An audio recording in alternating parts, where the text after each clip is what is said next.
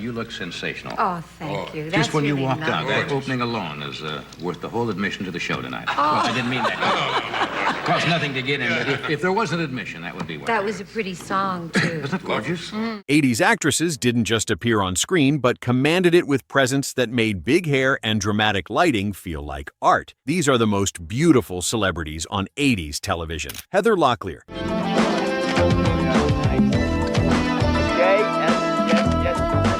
She's like a Venus flytrap. You think she's charming and brilliant, but give her half a chance, and she can swallow your company up, and all that'll be left of you will be your teeth. Oh, yeah? Good. Give me 2 there. 1, 2, beautiful. Keep coming. Yeah, keep that up. Do that. More of that. More. Well, you've got that appointment with Alexis. Better go, Arlen. Better run along.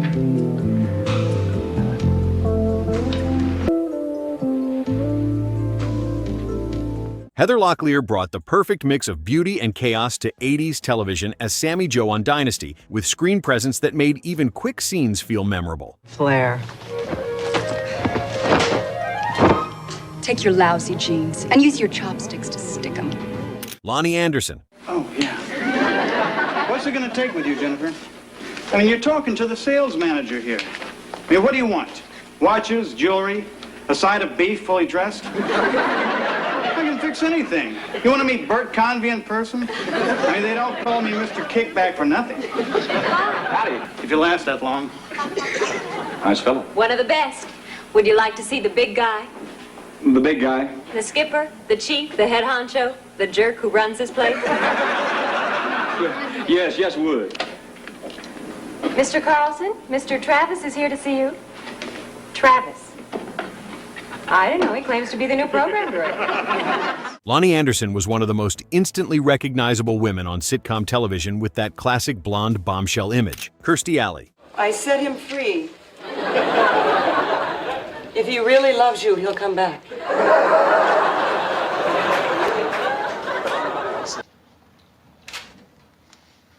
Here you go. What's it? A severance check. Please be a stranger. Why? What'd I do? In baseball-ese, Mr. Malone, you showed me up. You and the rest of the Cats and Jammer kids. Goodbye. Now, wait a minute. What about that conversation you had with your,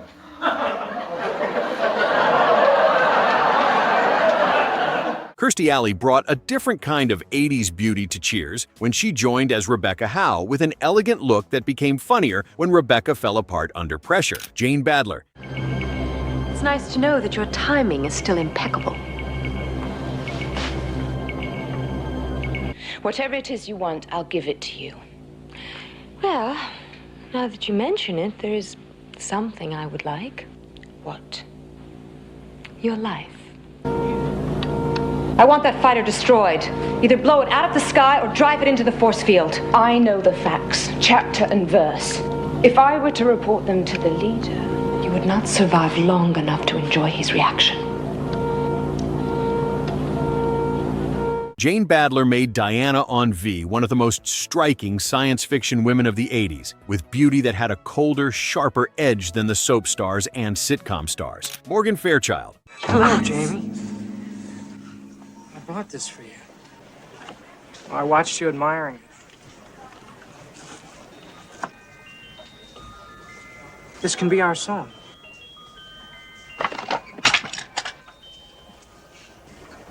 You stay away from me.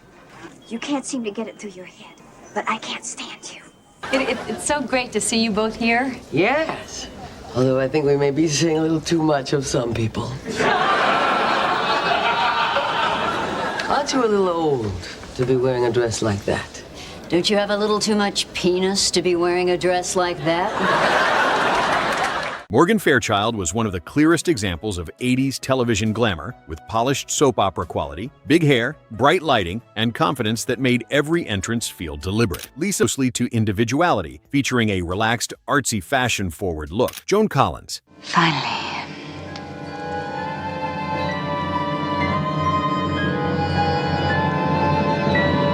Know that I can get him or her into the mansion and find out all the facts, every single one.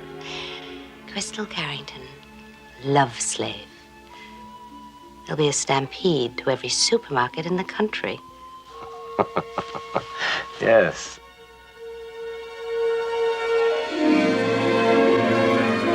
Joan Collins turned Alexis Carrington into one of the most visually unforgettable women on 80s television. Enjoy yourself, Rashid, my darling. We deserve it.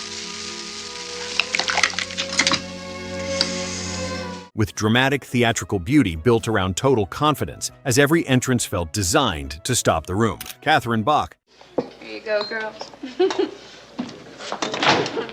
Hey, Luke. I sure hope you ain't thirsty, because Boss just cut off your credit, and I ain't got another dime to lend you. I ain't here to borrow. I'm here to settle up for both me and Bo, including what we owe you. At least as soon as I get change for this $50 check. Well, bye-bye. Hey, where you going? I am going to Mr. Sellers to get that dress I want so bad, because I know you're going to pay me back leastwise as soon as Boss cashes that check for you, honey. I can't.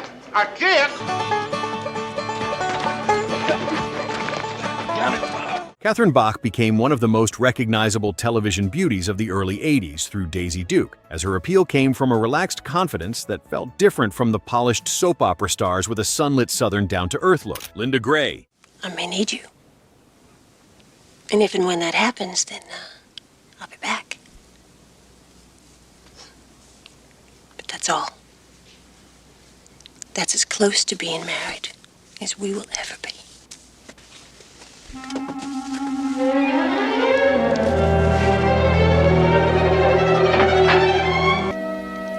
Chances are it's yours, JR. And if it isn't, what are you going to do about it?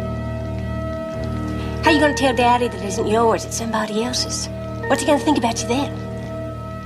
And what about the boys at the club? What are they going to say? Linda Gray gave Dallas one of its most striking and complicated female presences as Sue Ellen Ewing with classic beauty, where the power of the role came from how much emotion sat behind it, while her scenes often carried tension and heartbreak. Cybill Shepherd. Seems one of his colleagues slipped at the moment of truth, and now his patient can literally blow in her own ear. Oh, wow, lobster, my favorite. Mistake closing down the City of Angels investigation. I'm going to scream. Uh-oh. Well, that'd bring the Keith back here, wouldn't it? Tell me about him, anyway. I hope you two aren't planning anything serious. Mr. Addison, you're the Oh, most yeah, aggravating that human would being be I've a ever waste. known. The guy is obviously not from this planet. Now, I'm willing to wager, and we're talking considerable money here, that the guy wears bikini underwear. Good night, Mr. Tell me you're in a position to know it. Break my heart. I'll be right back. Deny the man blows bubbles with his drool. A simple, true, false statement. Of course he does. Do birds fly? Do ducks duck? I just want to talk to you. But I don't want to talk to you. Cybill Shepherd brought a cool camera-ready elegance to moonlighting as Maddie Hayes, looking like a former model who had been dropped into a fast-talking detective comedy, which was exactly the point of the character, while her beauty had a crisp, sophisticated quality. Diahann Carroll. Well, I enjoy her better in concert. Oh, she's... Because then the audience knows what they've come to see, and it's a fun evening, because she's a very talented woman. Yes, she is. I haven't seen you working around much lately. You're kind of keeping a low profile, aren't you? Well, I have been. Actually, I've been traveling, staying away from this area a little bit. But not in this outfit, but I've been doing primarily... That's what you call a performing outfit, This right? is a performing outfit. You don't have a few friends over for dinner in this outfit. No, you have one friend over for dinner.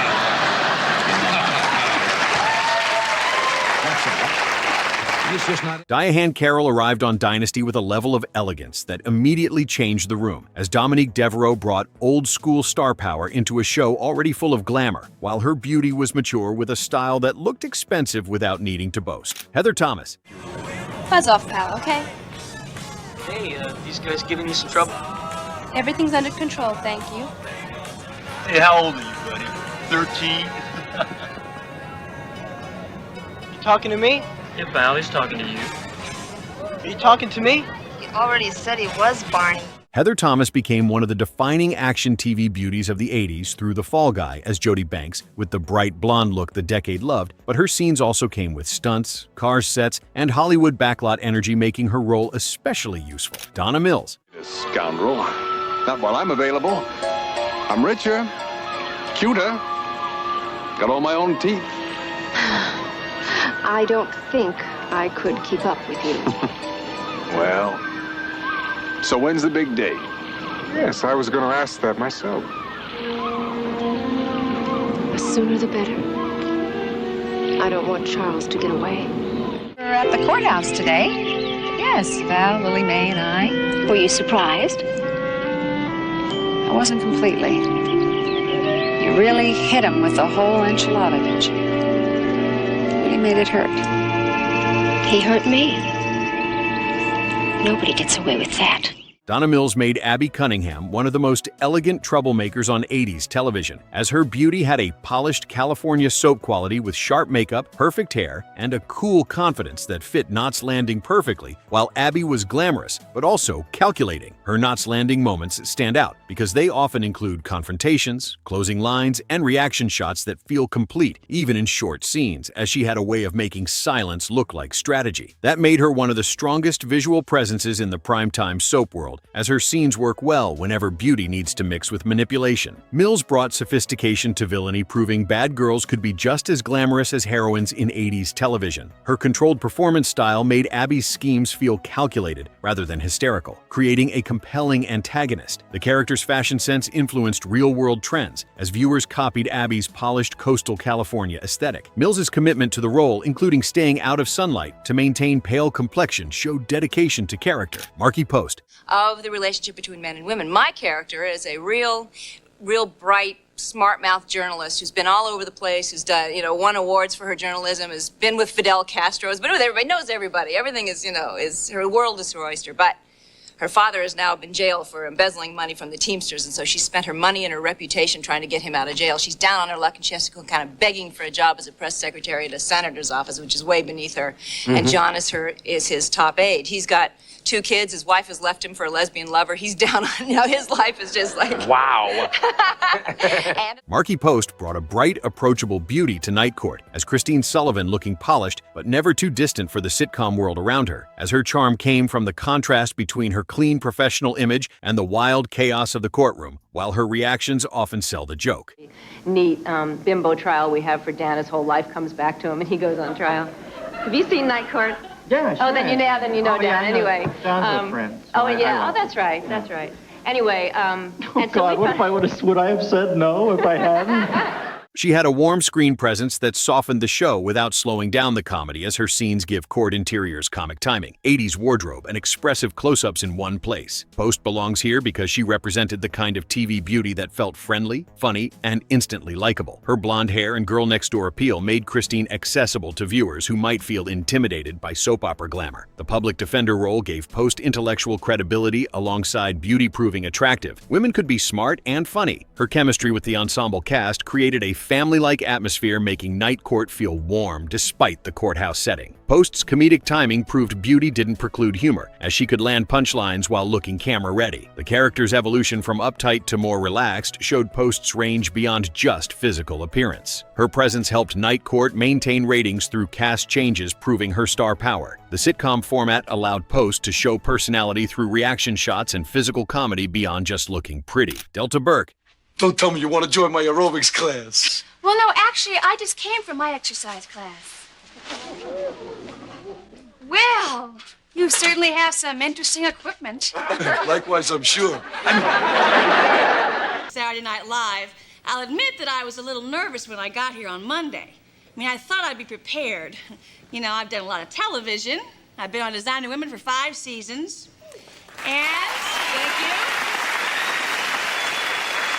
Delta Burke brought pageant-level glamour and comic confidence to Designing Women as Suzanne Sugarbaker, leaning into beauty as part of the character's identity. But the performance was much smarter than that surface image, while Suzanne could be vain, funny, wounded, proud, and surprisingly sharp. Her Designing Women moments stand out because the wardrobe salon-style interiors, Southern dialogue, plus group scenes all feel very 80s, as Burke had the kind of camera presence that made Suzanne noticeable even when other strong performers were in the scene. Her beauty was tied to timing, attitude, attitude and the character's need to be seen, making her a perfect fit for a segment about celebrities whose looks and personalities both shaped 80s television. Burke's real-life beauty pageant experience informed Suzanne's character, adding authentic confidence that couldn't be faked through acting alone. The show tackled Burke's weight fluctuations with storylines that challenged television's narrow beauty standards, showing progressive approach. Her comedic delivery proved former beauty queens could be genuinely funny, subverting expectations about pageant winners. The ensemble format allowed Burke to shine individually while supporting strong female friendships rare in 80s television. Suzanne's relationship with her sister created comedy gold as Burke played status-conscious vanity against genuine sisterly affection. The character's occasional vulnerability showed Burke's dramatic range, proving beauty and depth weren't mutually exclusive. Her performance influenced how television depicted Southern women moving beyond one-dimensional stereotypes. The show's feminist themes allowed Burke to critique beauty culture, while embodying it, creating complex commentary. 80s television beauty came in every flavor, from soap opera drama to sitcom warmth to action-adventure, because these actresses showed that being gorgeous on network TV required more than just looks. It required presence and the ability to make viewers remember you long after the episode turned black and the credits rolled. From Dynasty's polished glamour to WKRP's comedic charm, these women defined what it meant to be unforgettable on 80s television. Which 80s TV beauty do you think defined the decade? Drop your answer in the comments and subscribe for more throwback moments that prove certain eras of television will never be replicated.